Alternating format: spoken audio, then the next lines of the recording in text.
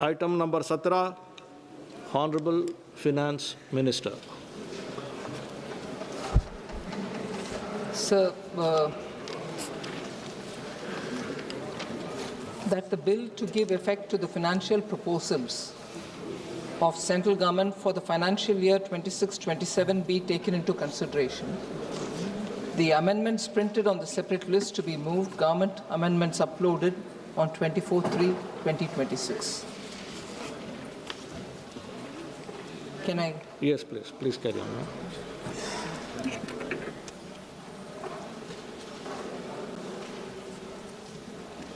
So thank you very much. I take this opportunity to reply on the debate which has been held on the finance bill itself. So nation building is a continuous process and it doesn't happen overnight. Every budget, every finance bill that we've come up with is a step towards the ultimate goal, and that is attaining Viksit Bharat by 2047 and fulfilling the aspirations of 140 crore Indian citizens. So, in this quarter of the 21st century, sir, India is moving from India is actually moving forward with reform not out of compulsion, which is what has happened earlier. Reform is not happening out of compulsion, but out of conviction, with clarity, confidence, and commitment. India is riding on the reform express under the leadership of Honorable Prime Minister Shri Narendra Modi, and this finance bill of 2026-27, therefore, rests on 5 clear principles, sir. First one is there is a trust-based tax administration that is being improved upon. Actually, we are reducing unnecessary hardship for honest taxpayers. You can see various aspects of it in my response to various questions and clarifications sought by members. I will elaborate on it. Second, sir, the ease of living for common citizens. I was worried that some of our honorable members have started mocking ease of living and ease of doing business. It is important that we continue on that process. Every citizen should feel that this country doesn't really make it difficult for him by doing compliances, by seeking permits, by seeking quota, by seeking licenses for legitimate businesses. I thought it was from 1991 that all of us kept saying India has to become a lot more easy to live, a lot more easy to govern. So it was astonishing for me to hear some members talk about ease of living and ease of doing business as not so significant, not so important. I think it is important that we go on that route and make India a lot more easy to live. Third, sir. Hanuman Beniwal जी आप बैठिएगा. बेनीवाल जी आप बैठिएगा. Third principle, sir, we are empowering the MSMEs, farmers and cooperatives, because MSMEs, farmers and cooperatives are at the heart of creation of employment, for production and for overall development of India. So this finance bill supports them with very many measures that improve liquidity but also reduce the compliance burden and give them the opportunity to have greater contribution made towards first their cooperatives and then the larger economy. Fourth, sir, making India a stronger global business hub. And that is why we've brought in clarity in very many provisions, taxation-related provisions, and I would elaborate on it. It supports key sectors such as digital infrastructure, electronics manufacturing, marine products, leather, critical minerals, nuclear energy, and so on, all of which are critical for India to speed up towards Viksit Bharat. And the fifth one, sir, and the final, is to become seamless trade facilitation move and bring in customs reform. So very many provisions have been altered in order that we are able to provide greater trade facilitation. So with these just opening few words on the finance bill itself, I will now, by responding to honourable members, be able to elaborate on some of the features that are in the finance bill. Sir, to begin with, we had the Indian National Congress's member, Dr. Amar Singh, who I respect a lot because he's a trained economist who was heading Planning Commission in Punjab, who contributes to the debates in this House. But this time I feel he did not speak as an economist. He spoke more like a politician who's wanting to take a pot shot at the ruling party. I wish he had contributed to the debate with his wisdom, with his exposure to the field of economics. Whereas what he said astonished me. It can't come from him, but he said it, and therefore I have to respond. Sir, I'm just summarizing. He said, nothing is there for the middle class. You've done everything for big businesses. What an irony. I thought this finance bill has so much more for the middle class. If only I list out a few. I hope Dr. Amar Singh will concede that he was on a completely wrong track. Budget, sir, has slashed, this finance bill has slashed the TCS rate for pursuing education and medical purposes under the liberalized remittance scheme, the LRS as it is popularly known. It used to be at 5%. We brought it down to 2% so that people who send money abroad for their children, middle class which borrows money to send their children abroad, will have lesser TCS to pay. Similarly, TCS on overseas tour packages, where people go on trips in a group, families together and so on. We used to have a TCS of 20%. Now that's been brought down to 2%. Are the large corporates going on these kind of group trips? No, ordinary middle-class families go. So that is one thing I want to draw his attention to. Second, completely we have exempted the basic customs duty on 17 critical life-saving drugs and medicines.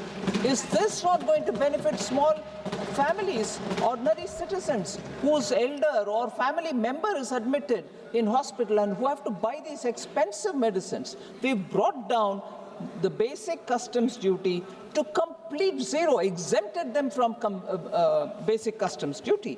Furthermore, duty-free personal imports of medicines, where your children are abroad, they are sending it for your upkeep, for your medicines. And food and special medical purposes food items, which come for people who are undergoing severe treatments, have all been extended to 7 additional rare diseases also. They have also been given duty-free personal imports. That, of course, will help middle class. Any interest, similarly, on the Motor Accident Claims Tribunal awards, any interest awarded by the Motor Accident Claims Tribunal, for instance, when it becomes delayed and the family of the accident victims are waiting for the payment, and when the payment comes, the interest is awarded by the tribunal, there was interest, there was a tax on it, that has also been completely removed. It is completely exempt. Is that not going to help people who are waiting for the insurance amount to be given back to the families of the affected party? We are proposing also to allow taxpayers to update their returns even after reassessment proceedings have been initiated. Normally, after it is initiated, you're not allowed to correct your returns. We have allowed that, and at an additional 10% tax rate over and above the rate applicable for the relevant year. So the assessing officer will then use this updated returns for further proceedings. It makes life easier for the taxpayer. So young professionals, students, and relocated NRIs often make inadvertent mistakes or errors in the budget, in their assessment when they file it. A one-time 6-month foreign assets disclosure of small taxpayer scheme has been brought in, whereby this small taxpayer can declare small overseas assets which are left undeclared till then, or even income up to 1 crore of rupees if it has been left without disclosure, and up to 5 crore of previously taxed but undeclared assets are now without any prosecutions to be faced. They can just declare and do the due process. There will be no prosecution after them. This will bring in great relief for small taxpayers who by chance, didn't know, inadvertently missed out on declaring amounts which are left in accounts abroad. Senior citizens and small savers will also benefit from a new single window system allowing depositories to accept Form 15G and 15H directly and distribute them to relevant companies, ending the hassle of submitted multiple physical forms of personal forms to avoid TDS or dividends. So instead of the tax assessee paying it to so many different agencies, the depositories can do on behalf of the taxpayers, particularly the senior citizens, and therefore this will be a relief. So very important, which will affect all passengers, all relatives, families, friends, even honorable members who go abroad and come back. We are rationalizing the passenger allowances, rationalization in tariffs on gifts and also on personal imports, and simplification of personal effects. This reduces disputes at the airports. I normally receive a huge lot of day-to-day complaints of, I'm held back in Delhi airport, the customs official is not letting me go, I'm saying this is mine, they are saying no, this is new. All these disputes will be now over. We are increasing, in fact, rationalize it completely on every item that you can bring, and if you want, you take it back, if you want, you leave it. So the passengers now will have far less to worry about when they land in India. Then finally, sir, digitization of temporary imports and exports of valuables, including jewelry and professional equipments, bringing in cameras, going out with cameras, simplifies travel for individuals attending overseas events, medical procedures, and also on personal visits. So if this is the set of relief that we are offering, these are aimed at offering for the middle class, for the passengers, ordinary citizens. It is not for those big travelers or high net worth individuals. Sir, similarly for MSMEs, sir, we have taken there are two principles which I would want to put up front. For dealing with MSMEs, we take this approach, penalize first. Don't take them to criminal courts or whatever, just whatever you penalize them, relieve them of what they actually we are moving away from penalizing first and giving them the relief. And then later, one more thing I would like to say is we are facilitating first, enforcing later, if necessary, that is. So that way we are taking an approach which is friendly for MSMEs. Penalties for technical defaults, like failing to get accounts audited, have been converted into predictable fixed fees. So there's no uncertainty MSMEs will have to face. So similarly, rule-based automated process for small taxpayers have been brought in to obtain a lower or nil deduction certificate online itself. So there are very many more which I can list out, but the fact is individuals or MSMEs have been given more facilitated treatment.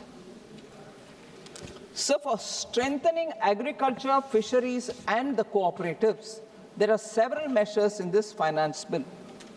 Primary cooperative societies, sir, enjoy deduction for supplying milk, fruits and vegetables to their federal cooperatives. This budget or this finance bill also expands that deduction to include cooperatives supplying cattle feed and also cotton seed recognizing the integrated nature of rural value addition. To build stronger cooperatives, and particularly cooperative federations, inter-cooperative society dividend income has been made tax deductible. So, under the new tax regime, provided it is further distributed to members. So, if the federal cooperative is going to pass the dividend further down to its members, under the new tax regime, this treatment will be offered. Furthermore, a 3-year tax exemption has been granted to dividend income received by notified National Cooperative Federation. All this is going to help small members in the cooperative societies. And similar treatment is being given by Indian fishing vessels in the exclusive economic zone or on the high seas. They will now be completely free of customs duty. So we want to facilitate first and enforce the law, if necessary, much later. That will simplify lives for cooperatives, fishermen, individuals, and so on. Sir,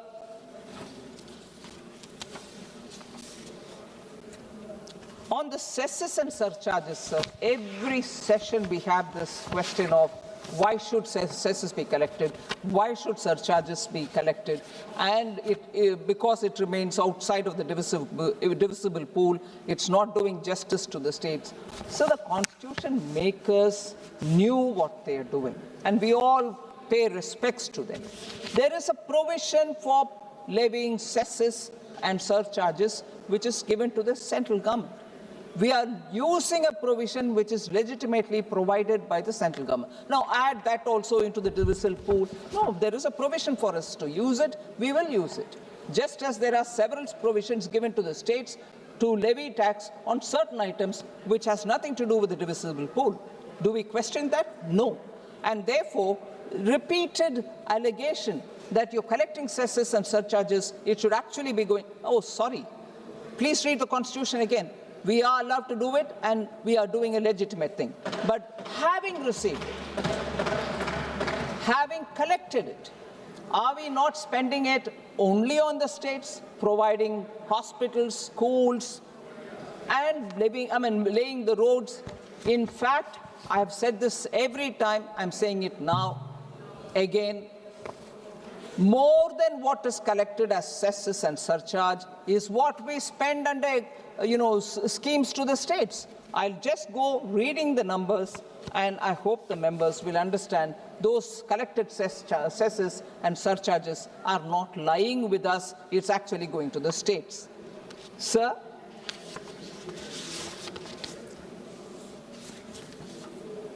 Samagra Shiksha midday meal scheme, implemented through state governments, financed through the health and education cess. National Food Security Act, center bears the bulk of the cost, states distribute.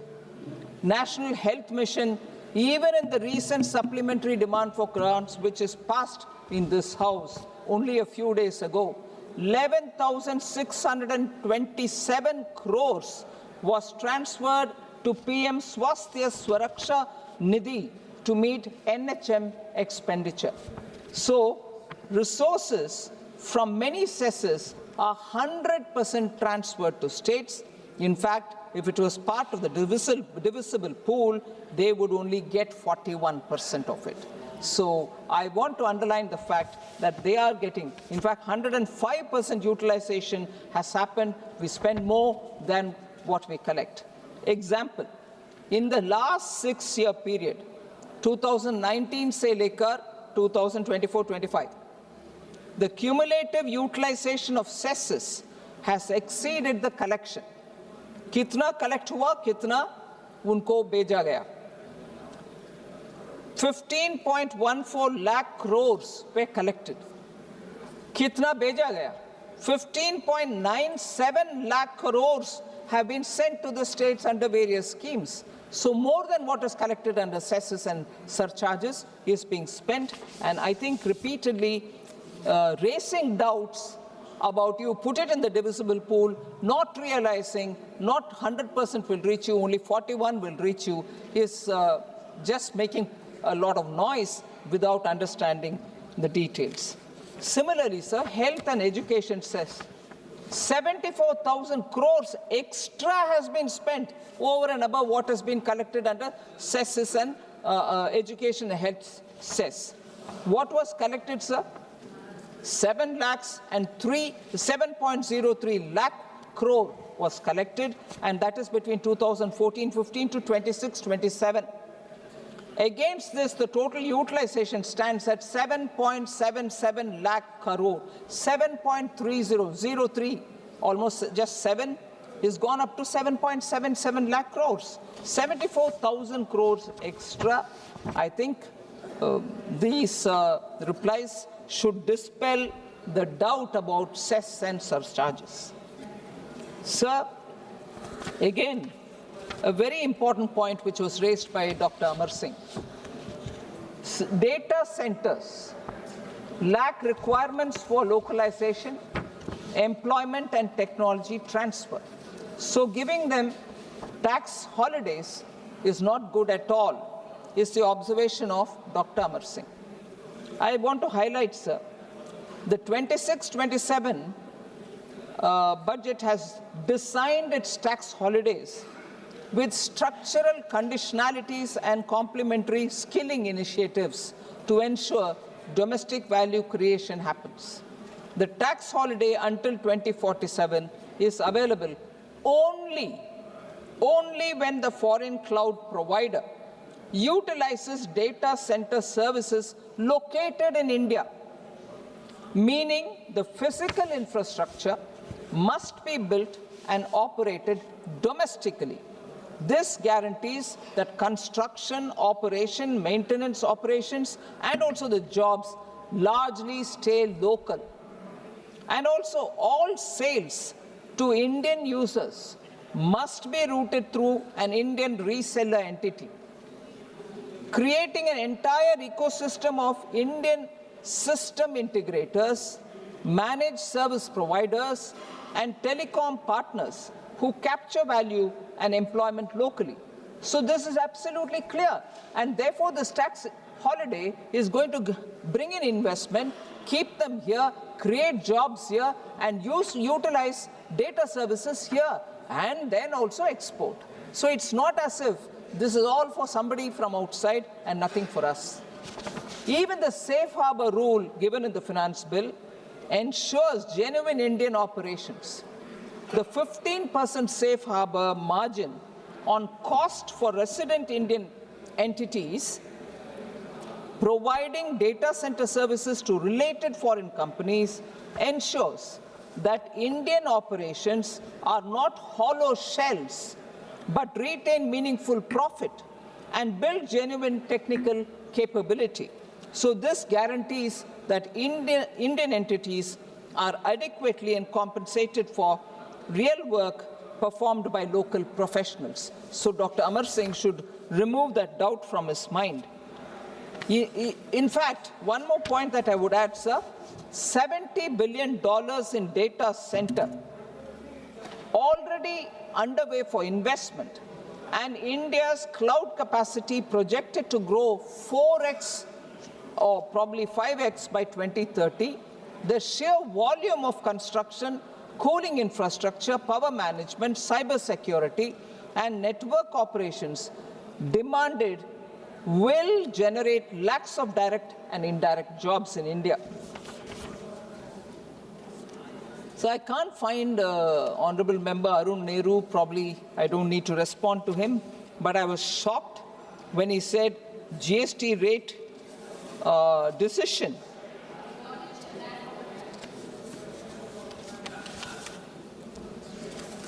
because it's an important question on GST, sir, and for the benefit of the rest of the members also, I will say a few things, because he says the GST cut was done in September 25, which was intended to create economic buoyancy and increase spending. It did not work as expected. I'm shocked at this observation. particularly coming from a member of parliament from Tamil Nadu, because retail passenger vehicle sales jumped 26.1, the highest ever sales for any February month since after the GST has come in. The Chennai Sriperumbudur Varagadam automobile corridor, stretching 60 kilometers through Kanchipuram and Tiruvallur districts, that is called the Detroit of Asia. By this increase in passenger vehicle sales, this region is going to benefit. And didn't the member realize that rural PV sales surged 34%, passenger vehicle sales surged 34%, and urban surged 21%. Second, he also said, sir, I continue my reply, two-wheeler sales rose 25% after September GST Council's decision. Again, Royal Enfield state-of-the-art manufacturing facility is at Varagadam, which is in Tamil Nadu. The jobs are going to be created there because of the increased demand.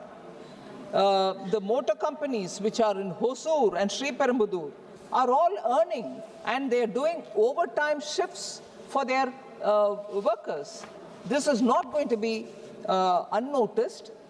As its flagship company, sir, with 28 assembly lines capable of producing up to 4 million bikes a year, that's located in Tamil Nadu.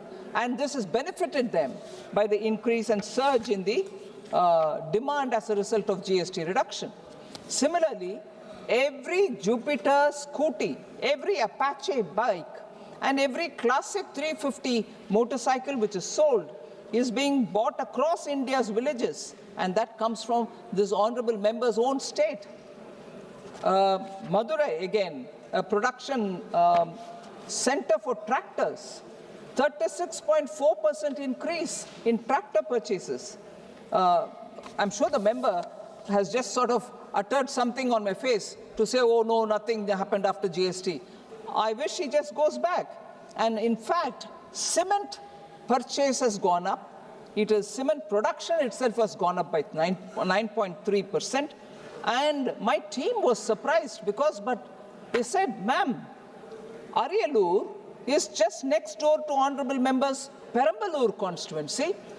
Just next to his constituency, cement production has gone up by 9.3%, and Sri Arun Nehruji didn't even know anything about it. And GST collections, ma'am, sir, in December 2025, 6.1% year-on-year increase, that is post the September reduction. January 2026, 6.2% year-on-year growth. February 2026, 8.1% growth year-on-year. And for the current year, 25-26, it's gone to 8.3% growth. So the facts are very different from what he has said, and therefore I would want the member to recognize. And I went further to see how much Tamil Nadu has got out of this GST growth. Sir, December 2025, 8% growth in Tamil Nadu's GST revenue. January 2026, 5% growth after the correction in GST. February 2026, post-settlement of SGST for Tamil Nadu, the revenues have grown 18% year-on-year. Tamil Nadu GST has benefited them post the September reform GST 2.0. So the collection is going up, and the state has benefited by getting more because of the cut in the rate. So again, I'm sorry to concentrate on this one because it's very important to know that some of the allegations, some of the complaints are just sheer baseless.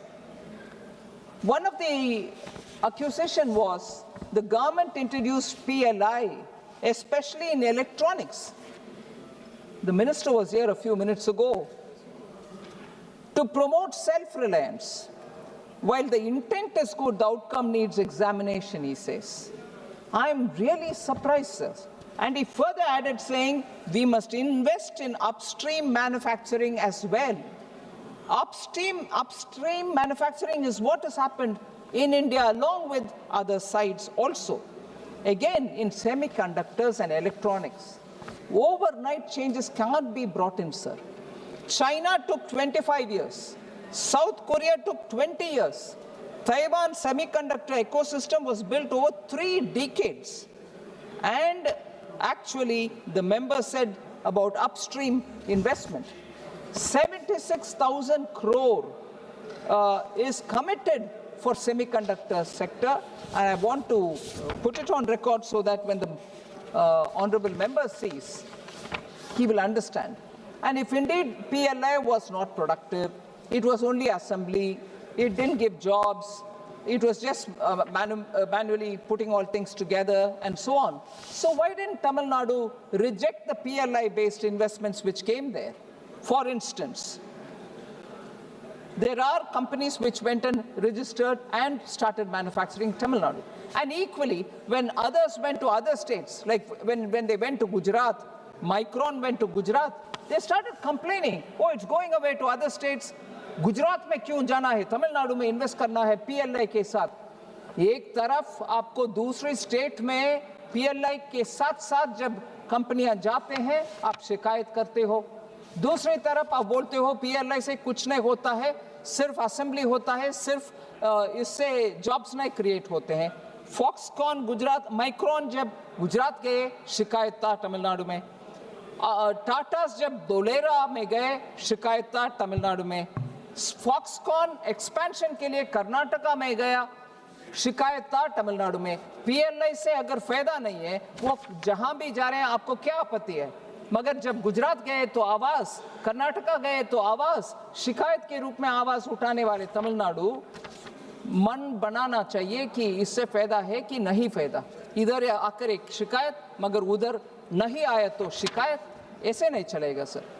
Karnataka में credit लेते हैं, हम नहीं दिया है। हाँ, फिर sir PLI सिर्फ असेंबली, जैसे मैंने बताया, शिकायत एक और इधर आकर के पीएलआई से कुछ फायदा नहीं है, ऐसे करना राजनीतिक दृष्टि से करते हैं।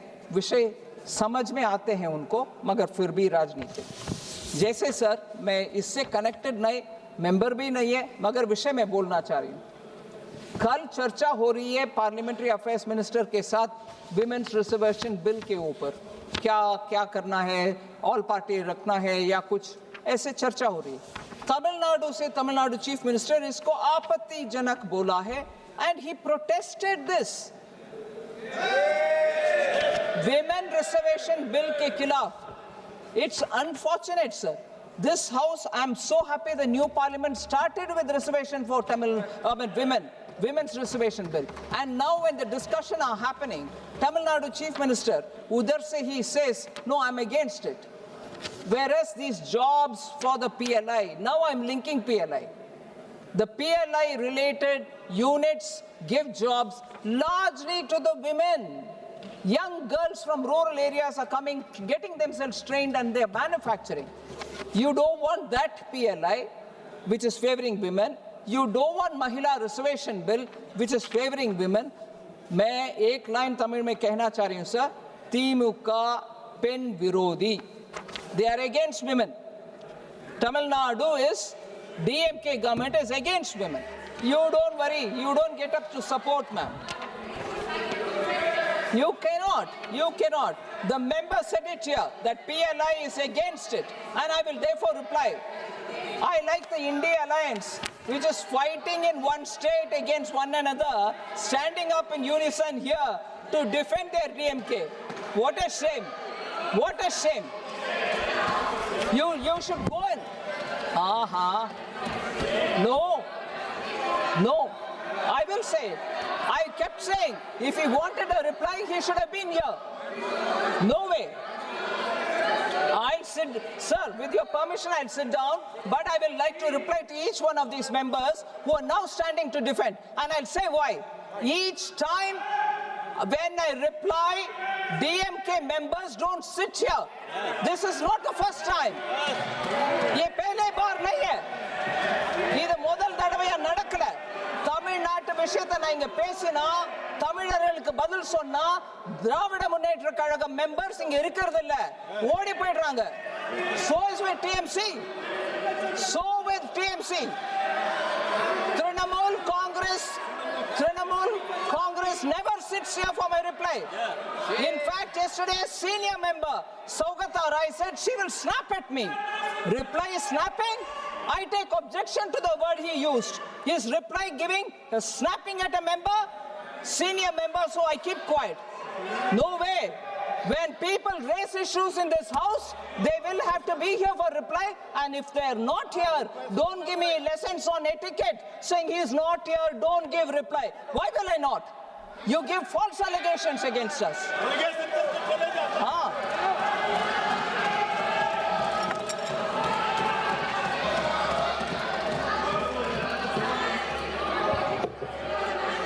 क्यों सर? इतना क्यों? कांग्रेस वाले भी बैठते नहीं है. आज अचानक मैं देख रहा हूँ 10-15 लोग जवाब देने के समय नहीं रहते. धर्मेंद्र यादव जी आप बैठिएगा प्लीज. सुधा आप बैठिएगा. आपकी बात चर्चा नहीं हुई, आप बैठिए. सबके लिए खड़े हो रही है सुप्रिया सुले. वास्तव सुनने का साहस रखो आप लोग.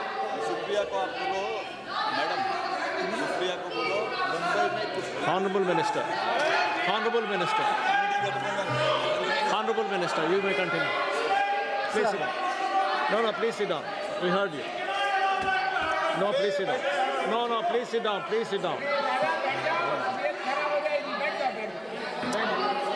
Sir, I fully appreciate Honorable Member Supriya Sule, sir, who defends all our comrades and alliance partners. But here, she comes here, but in Mumbai, कुश्ती हो रही है. इधर आकर के नूरा कुश्ती और सपोर्ट. इधर दोस्ती, उधर कुश्ती.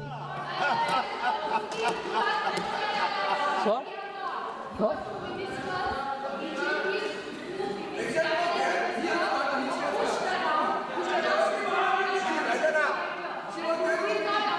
Oh, really?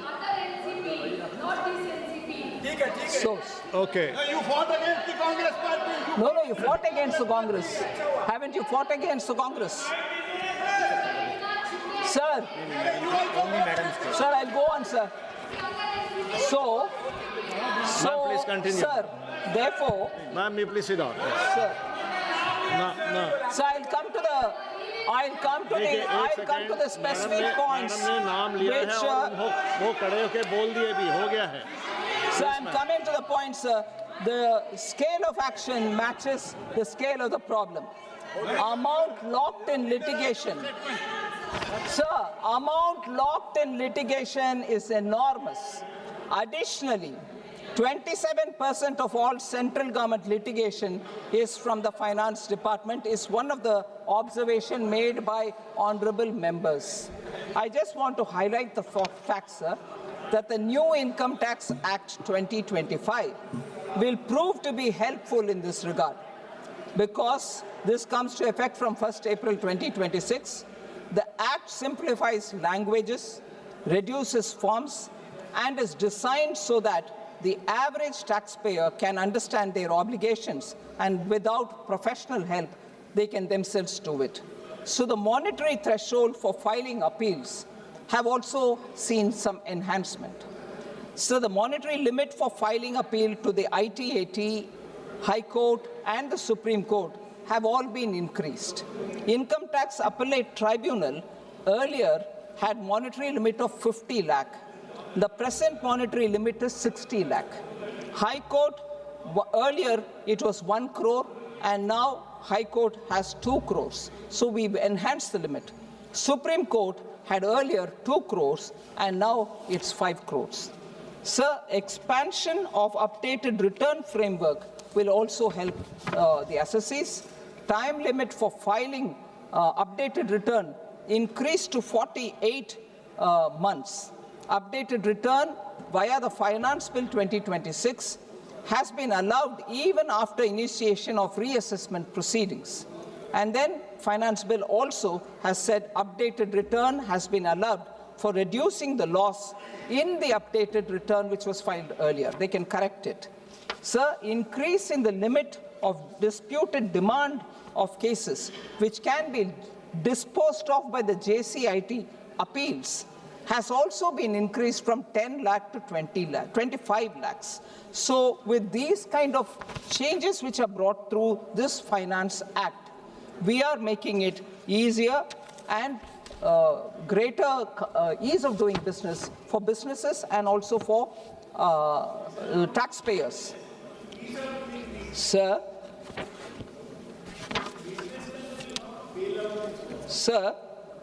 now that Honorable Senior Member Saugata Roy is talking, sir, he said increasing capital expenditure without distributive justice is unfair. I want to just say, sir, if distributive justice is really the concern of the senior member, I would like to ask him as to why the TMC is acting in vengeance and making poorest of the poor suffer.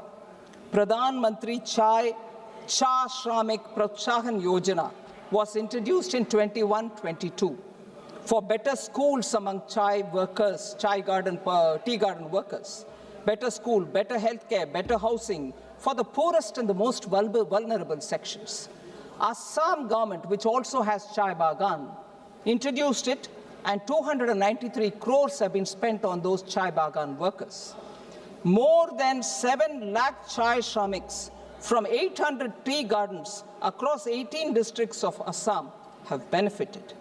But in West Bengal, 3.7 lakh chai baganer shramiker sate onyay karoche TMC. Onyay karoche TMC. They have not introduced it.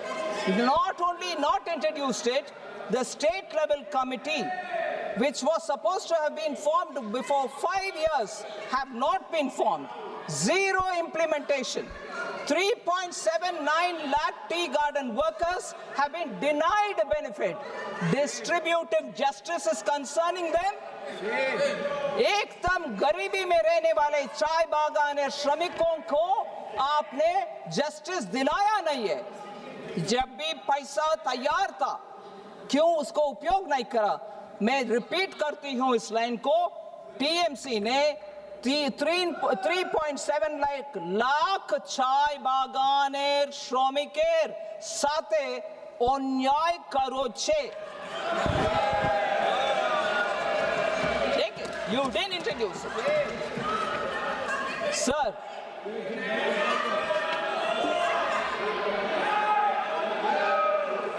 Sir, they didn't even form the committee which had to select the chai bagan workers. Sir, further, sir, PM Kisan, which is given for all the small farmers, was blocked for 2 years in Bengal. Distributive justice. Ayushman Bharat was blocked for 1.5 crore Bengali families. They may be even working somewhere else. They couldn't get the benefit of Ayushman Bharat because you denied health for them. Now, is that distributive justice? Another, I told you about the Chai Shramik Yojana. So with all this, you are politically, because you want to do vengeance, you are hitting at the poorest of the poor. फिर you come here and say, एकदम गरीब को deny करके इधर आकर के distributive justice के ऊपर हमारे लिए पाठ पढ़ा रही हो, वो क्या है?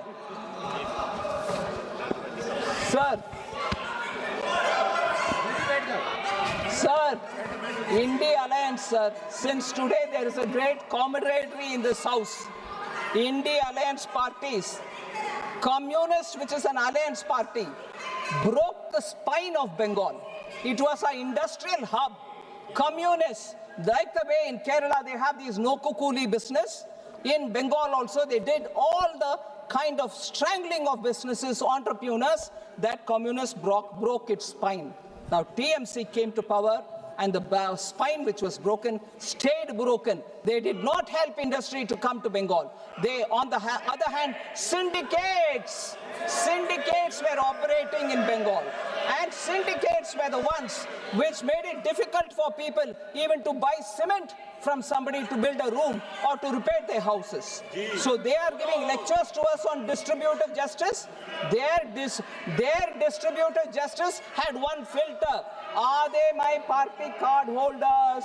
Are they my party members? Then I'll give everything to them. Chai bagan workers are nobody's party workers. So they don't get it. They are talking about distributed justice. I'm sorry, I'm ashamed to hear it.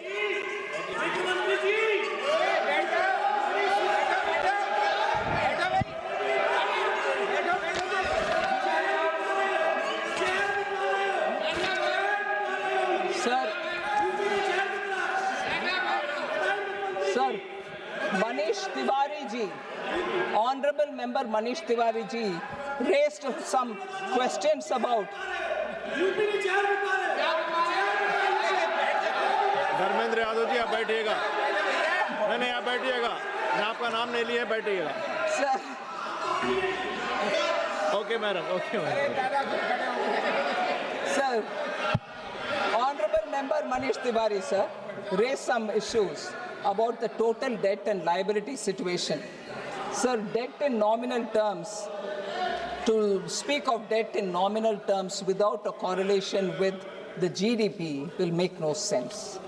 So, India's nominal GDP, sir, rose from 113 lakh crores to 345 lakh crores.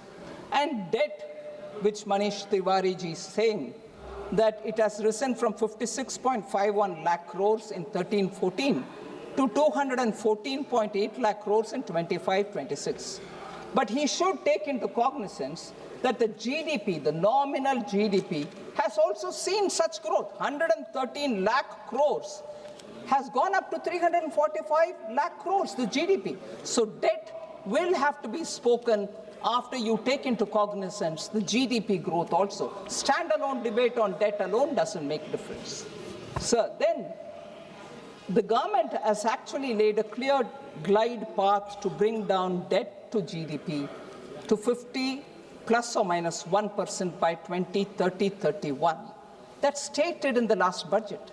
We've openly stated and given a number as well. So Honorable Manish Tiwari ji should take that into cognizance. Central government alone, again, when you're talking of debt, central government alone cannot be responsible for debt. Actually speaking, the center-state debt of 84.2% of GDP is also because the states are also coming into the picture of debt. Center cannot completely, we do sort of overlook we have oversight on them and tell them not to go on borrowing beyond their FRBM. But center alone cannot completely control state borrowing. So, I would think Manish Tiwari ji should also spend some time with his chief ministers in Himachal Pradesh, with his state Punjab, and also Congress government in Karnataka. If concerns on debt to GDP, he didn't say the GDP, but I'm saying concern of debt to GDP is an issue, and I agree all of us will have to work on it.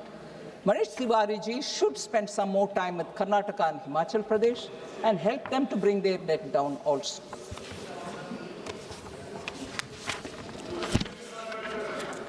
Sir, fiscal deficit. Thank you. The chair will tell me about it. The chair will tell any member to wind up whenever he chooses. And I don't think he needs a prompt. You're a senior. Yeah, you don't worry about it. You don't worry about it. You're a senior member. You've seen better things in the House, right? Thank you, sir. So the fiscal deficit has also come down, sir. 2020-21, even with COVID, 9.3% was the fiscal deficit. It had gone up to 9.3. From there, we brought it down to 4.3, the BE projection for 26-27. one stretch from 2021, 22, 23, 24, 25, 26, steady, not one day, 1 year, did we violate the glide path which was given in this House. We have completely abided by it, and that's why we've reached 4.3%. Sir, global comparison is also important. I would say that because it's necessary for all of us to understand. Since 2008, the world's debt has increased. The overall debt burden has increased 41%. China's debt exploded 139%. India has actually reduced its total debt burden by 4% of the GDP. दुनिया भर के देशों ने और date के situation में चली जा रहे हैं, सिर्फ हम एक देश है जहां डेट को हम रिड्यूस करके दिखा रहे हैं. The US debt to GDP stands at 124%, China at 88%, Japan at over 250%. India's combined figure, the debt to GDP combined figure is 83% approximately. It is lower than most major economies and is on a declining path, and that too after COVID. And that too after COVID, sir.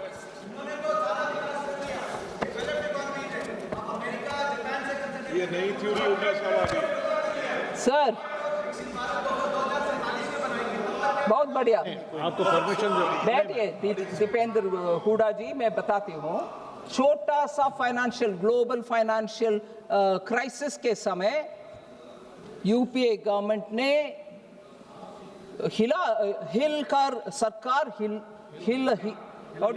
सरकार was shaken up.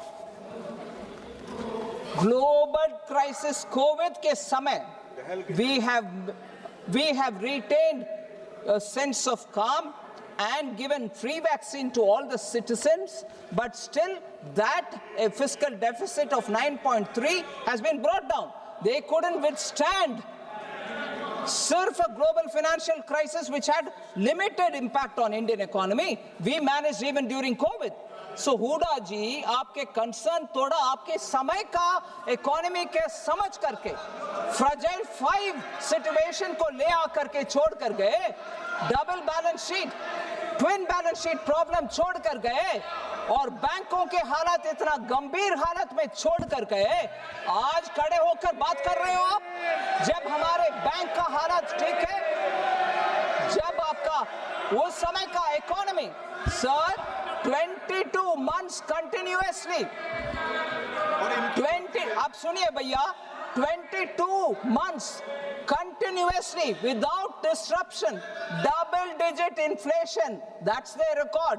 बात कर रहे हैं आज इधर.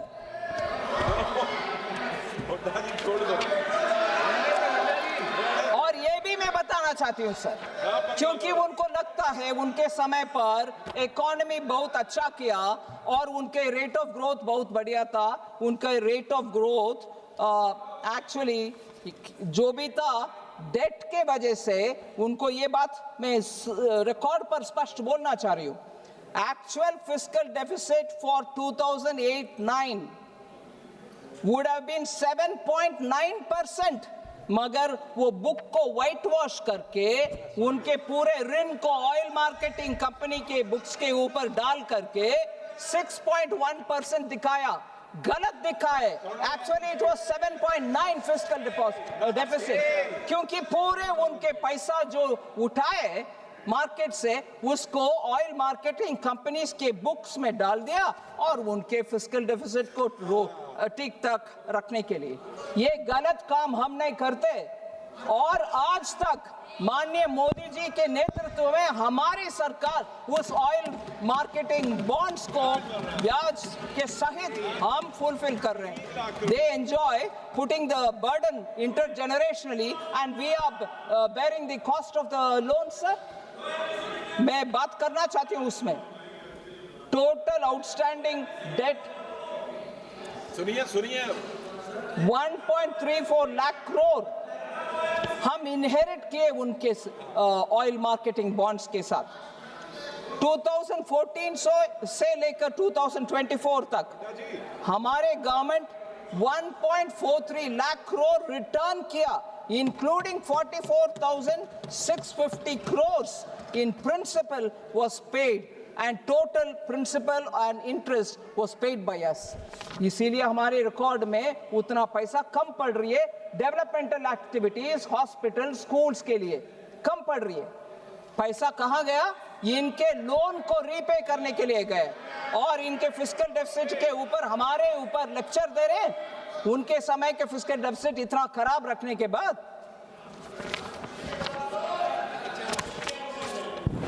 So sir, मैं और ज्यादा टाइम ना लेते हुए, I am grateful that you have given me this time, sir, to reply and also to respond on the tax finance bill of this year. I would request the House to kindly pass it. प्रश्न ये है कि विधेयक